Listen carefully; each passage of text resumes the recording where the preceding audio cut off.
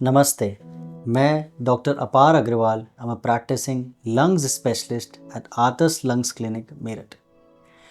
आज हम बात कर रहे हैं एक बहुत इम्पॉर्टेंट डायग्नोस्टिक प्रोसीजर के बारे में, विच इज़ ब्रोंकोस्कोपी।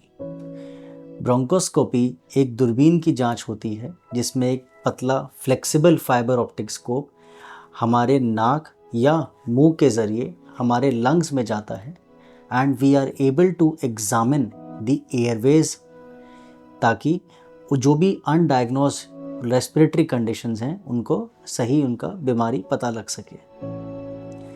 ब्रोंकोस्कोपी के इंडिकेशंस होते हैं, पहला, लंग में किसी गठान का शक आना, which is diagnosing lung cancer.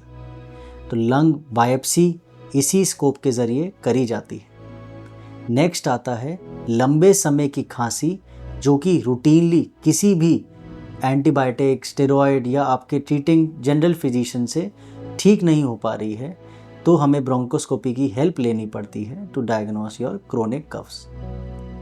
Third comes complicated निमोनियाज।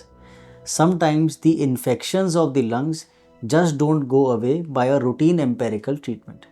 Then we need a bronchoscopic lavage or the sample from the lungs or the sputum from the lungs. We send it to the laboratories and within 24 to 48 hours we are able to diagnose the right organism और वही कारण पता लगते ही हम उसका सही दवाई, सही इलाज दे सकते हैं।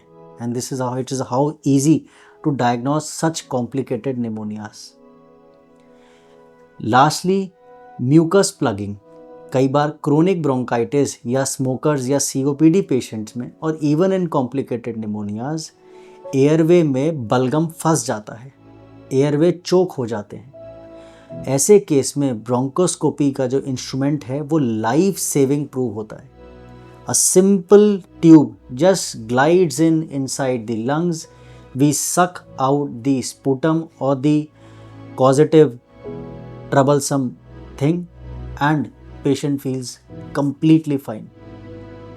हमने miraculous results देखे हैं। Bed side ICU, patient ventilator पे है, वेंटिलेट नहीं हो पा रहे हैं, लंग कोलैप्स हो गया, taken the scope inside the lung, सारा सिक्रीशंस बलगम क्लीन हुआ, पेशेंट का रिमार्केबल इम्प्रूवमेंट, ऑन डायग्नोसिस भी पता लग जाता है। So these are the few indications of a very important diagnostic test in respiratory medical condition, which is bronchoscopy.